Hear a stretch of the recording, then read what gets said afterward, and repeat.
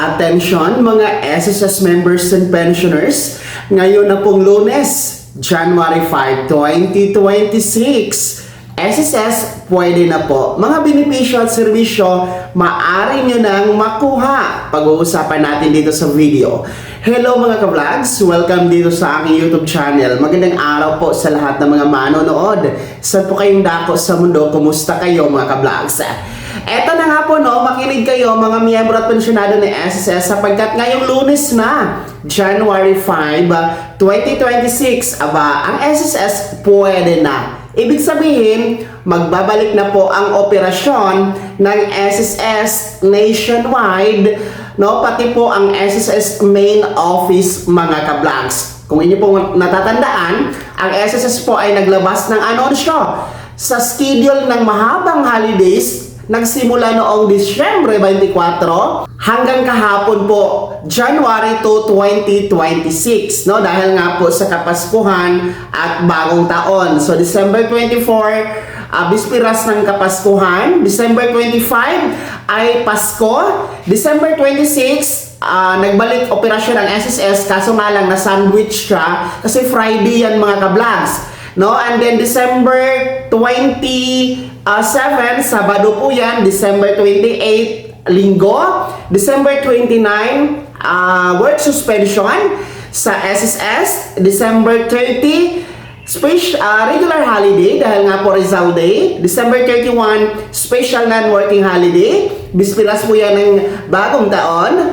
January 1, regular holiday. Bagong Taon po yan. And then kahapon po, January 2 ay work suspension po sa SSS at sa lahat ng gobyerno ng mga opisina. Tapos ngayon po, January 3 hanggang bukas, January 4, weekend. Kaya ibig sabihin, ngayong Lunes po, January 5, 2026, ay magbabalik na po, magre-resume na ang operasyon ng SSS main office at lahat ng SSS branch nationwide.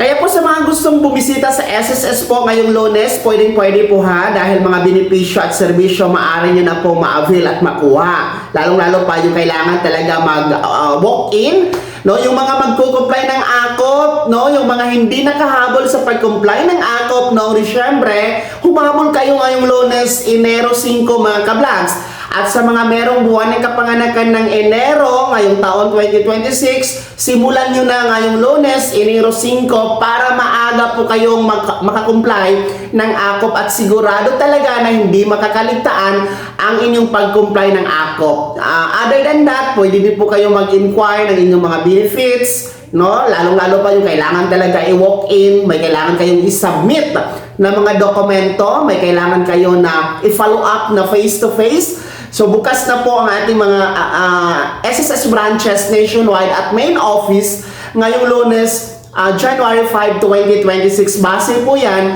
sa anunsyo po ng SSS sa pamamagitan ng kanilang official Facebook page. So actually ito po ay unang operasyon ng SSS para sa taon na ito 2026 mga ka-vlogs. Matapos nga po sa mahabang holidays na atin pong naranasan nitong Kapaskuhan at pagsalubong sa Bagong Taon. So alam ko po, marami sa inyo ang hanggang sa ngayon ay nasa probinsya pa, hindi pa nakauwi.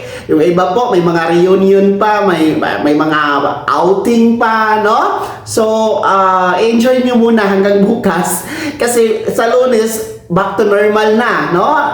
Magbabalik na po ang trabaho ng ating nasa gobyerno, no? Ang ating mga pribado actually nagsimula na kahapon, and then Lunes din po, January 5 ay balik eskwela na po ang ating mga mag-aaral na mga ka-vlogs. Kaya talagang sulitin nyo muna ang long weekend hanggang bukas. And actually napaka-traffic, no? Kung uwi tayo ng city from province dahil nga po sa dagsaan ng mga pasahero na pauwi, no? At pabalik sa kanilang mga trabaho mula sa mahabang bakasyon. Kaya habaan nyo po ang inyong pasensya mga ka-vlogs. At kahit pa paano na-enjoy nyo naman ang long holidays dahil nga po sa Kapaskuhan at pagsalubong sa Bagong Taon. So again po, ulitin ko ngayong Lunes, January 5, 2026, balik operasyon na po, magre-resume na ang SSS. Pwede na kayo mag-walk-in ha sa mga branches nationwide, maging sa kanilang main office, mga ka-vlogs. Again, Happy New Year! Kung di ka pa nakasubscribe sa aming channel o di kayo bago ka pa lang dito, i-subscribe nyo na o i-click nyo na ang ating subscribe button na nasa baba. Huwag kaligtaan na pindutin ang notification bell. Ilagay sa all para una ka sa mga balitang i-upload ko. Maraming salamat mga ka-vlogs. Mag-ingat ang lahat at God bless po mga ka-vlogs.